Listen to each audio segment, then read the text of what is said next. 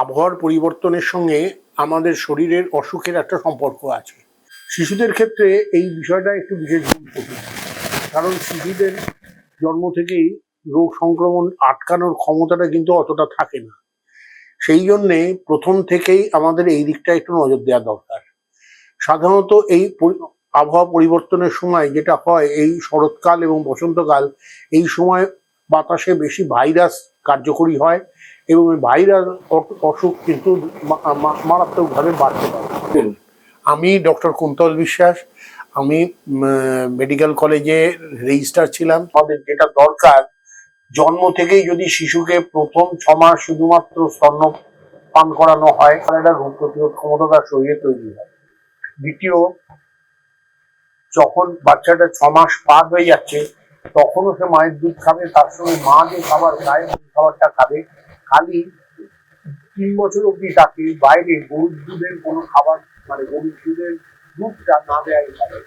তার কারণটা ওই দুধের মধ্যে যে প্রোটিন আছে তার নাম হচ্ছে কেজিন প্রোটিন, যেটাকে আমরা বাংলায় বলি ছানা। এই ছানা প্রোটিন কিন্তু বাচ্চার শরীরে একটা রোগ প্রতিরোধ ক্ষমতাকে কমিয়ে দেয়, বা বলতে গেলে একটা অ্যালার্জি তৈরি করে।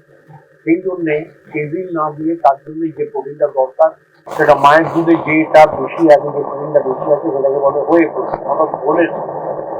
যাই হোক, আমাদের এখানে ঘোল বেশি ব্যবহার না হলেও অন্ততপক্ষে দই ব্যবহার করে আমরা সেই করতে পারি। দ্বিতীয়ত হচ্ছে, এই সময় বাচ্চার একটুখানি বারে বারে একটুখানি তরল পদার্থ খাওয়ার দরকার।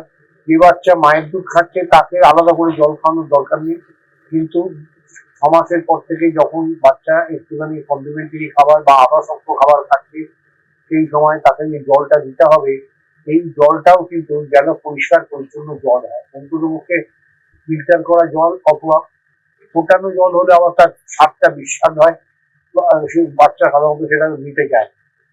আর বাচ্চাদের খাওয়ার ব্যাপারে একটা জিনিস খুব গুরুত্বপূর্ণ, সেটা আমি পরে বলবো খুব বিশদ করে। তবে এখন যেটা বলবো সেটা হচ্ছে, যদি সর্দি কাশি হয় প্রথমেই দরকার বাচ্চাকে একটু গরম জলের ভাপ দেওয়ানো, মানে যাকে বলে স্টিম ইনহেলেশন।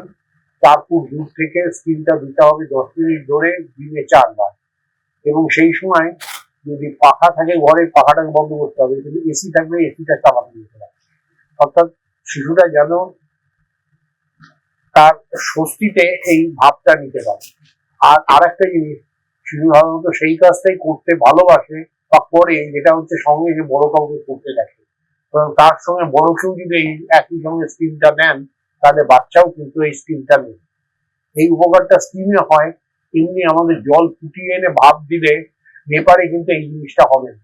কারণ স্টিমের মধ্যে আমরা জানি যে লিন তাপ বা লেটেন্ট হিট, সেইটা স্টিমের মধ্যে থাকে, সেইটা আমাদের ফুসফুসের মধ্যে দিয়ে ভেতরে ঢুকে আমাদের অ্যালভিওলাস গুলোকে আরো বেশি কার্যকরী করে দেয়, এবং সেখানে যে সিলিয়া গুলো থাকে সেই সিলিয়া গুলোকে পরিষ্কার করে দেয় বলেই বাচ্চার এই সর্দি কাশিটা এতে কমে যায়। এরপরে যে প্রসঙ্গটা, বাচ্চার যদি নাকটা বন্ধ হয়ে যায়, হাঁ করে নিঃশ্বাস নিচ্ছে, তখন তাকে নাকে নুন জলের একটা স্প্রে করে দিতে হয়। বাজারে এরকম নুন জলের প্রিপারেশন পাওয়া যায়, না হলে বাড়িতেও তৈরি করে নিয়ে দেওয়া যায়। এর সঙ্গে খাওয়া দাওয়ার কথা বললাম, মায়ের দুধ এবং মা যে খাবার খান সেই খাবারগুলি দিতে হবে। আর তাকে যে ঘরে রাখবেন, সেই ঘরে রাখার সময় বিশেষ কিছু নেই। মা যে আবহাওয়ায় সুস্থ থাকেন সেই আবহাওয়ায় বাচ্চাটি যদি মায়ের বুকের উপরে একটা কাপড়ের চাপার মধ্যে থাকে, তাহলে বাচ্চাটি কিন্তু এখান থেকে তার ঠান্ডা লাগার ভয়টা অনেক কম হচ্ছে। এইবার এই বুকের দুধ খাওয়া ছাড়া আর যে খাবার অন্যান্য দেয়ার, তাতে মা যে খাবার খান বলতে গেলে ভাত, ডাল, মাছ, মাংস, ডিম বা দই, এসবই বাচ্চাকে দেওয়া যায়। এই দইটা ঘরের তাপমাত্রায় উষ্ণ করে সেই দইটাই দেওয়া ভালো, এবং সবচেয়ে ভালো হচ্ছে পাস্তুরাইজ দইগুলো যেটা পাওয়া যায় পাউচ করে, সেইখান থেকে নিয়ে বাচ্চাকে যতটা দরকার ততটা খাওয়ালেন। দরকার হলে সেটাকে একটু টেস্টফুল করতে গেলে, কারণ বাচ্চার স্বাদটা খুব বেশি প্রয়োজনীয়, টেস্টফুল করতে গেলে তাতে একটু জলজিরা আর একটুখানি বিট নুন মিশিয়ে দিলে সেটা কিন্তু অনেক আকর্ষণীয় হয়। এরপরে আসি, যে প্রোটিনের কথা বলেছি, এছাড়া যে কথাটা আসে সেটা হচ্ছে বাচ্চাকে খাওয়া নিয়ে তার যদি তখন ইচ্ছে না থাকে, তাকে জোর করে খাওয়াতে যাবেন না, তাহলে কিন্তু তার বমি। সেই জন্যে গার্জেনরা বাচ্চা খাচ্ছে না বলে যতটা আশঙ্কাগ্রস্ত হন, সেইখানে তাদের জানা দরকার বাচ্চা যতদিন ভাইরাল ইনফেকশন বা অসুস্থ আছে ততদিন যে পরিমাণে সে খাচ্ছে সেটা কম হলেও তাইতেই সন্তুষ্ট রাখতে হবে।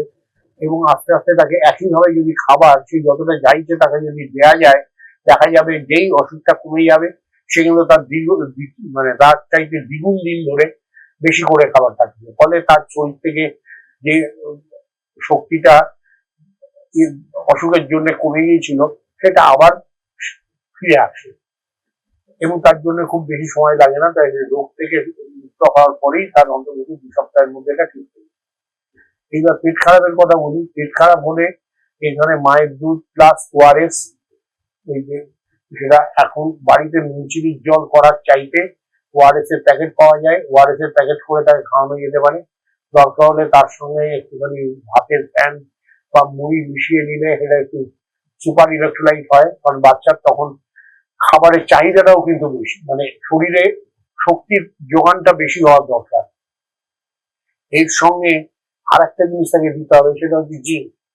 জিঙ্কটাকে পেটের অসুখ হওয়ার থেকে মানে তার পাতলা পায়খানা সেরে যাওয়ার পরেও আরো 2 সপ্তাহ ধরে তাকে কিন্তু জিঙ্কটা খাইয়ে দিতে হবে। আর এরপরে আসি, বাচ্চা যখন একটু বড় হয়ে গেছে তখন তার খাওয়া নিয়ে অত কিছু বিশেষ ব্যাপার নেই, মানে আমাদের সুষম পুষ্টি হলেই হবে এবং সেই পুষ্টির মধ্যে সমস্ত গুলোই বাড়িতে যে খাবার ব্যবহার হয় সেই খাবার দিয়েই তাকে দেওয়া।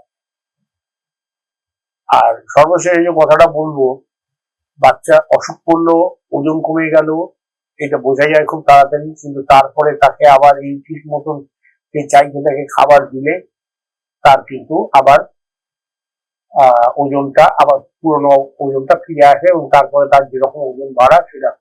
এখানে আমাদের একটা জিনিস একটু জেনে রাখার দরকার, বাচ্চা কিন্তু জন্মের 2 বছরের পর থেকে প্রতি বছরে 2 কেজি করে ওজন বাড়ে এবং উচ্চতা বাড়ে হচ্ছে 6 সেন্টিমিটার। এইটা যদি ঠিক থাকে তাহলে কোনো দুশ্চিন্তার ব্যাপার নেই, কিন্তু এটা না হলে একটু তখন চিকিৎসকের সঙ্গে যোগাযোগ করে দিন। আমি এটা বলছি, আমি দীর্ঘদিন ধরে শিশু স্বাস্থ্য বিশেষজ্ঞ হিসেবে কাজ করছি বলেই এই বিষয়টাতে আমি একটু জোর দিই যে বাচ্চাকে আপনি গার্জেনরা, অভিভাবকরা তাদের ইচ্ছে মতন বাচ্চাকে খাওয়াতে পারবেন না, বাচ্চার চাহিদা তৈরি করাটাই হচ্ছে প্রথম কথা। সুতরাং এইখানে যে খাবারটা হচ্ছে সেইটা তার পছন্দ অনুযায়ী করা। এইবারে আসছি বাচ্চার খাবার দাবার মধ্যে যেদিকে আমাদের নজর রাখতে হবে, ফ্রেশ শাকসবজি এবং মানে যে সময় যেটা পাওয়া যায় সেই শাকসবজি, ফল, আর যেটা বললাম 3 বছরের আগে তাকে ছানা না খাওয়ানোই ভালো। তাকে যদি খাওয়াতে হয় ওই ওয়ে প্রোটিনটাই খাওয়াবেন, অর্থাৎ যেটা ঘোলের প্রোটিন। বাইরে থেকে কিনে নেওয়ার দরকার নেই, কারণ ওয়ে প্রোটিন বাইরে পাওয়া যায়। আজকাল এই জিমগুলোতে ওয়ে প্রোটিন পাওয়া যায় জিম করার জন্য, কিন্তু সেগুলো অনেক দামি এবং সেটা খেতেও খুব খারাপ। স্বাদ ভালো না হলে কিন্তু শিশু খাবে না।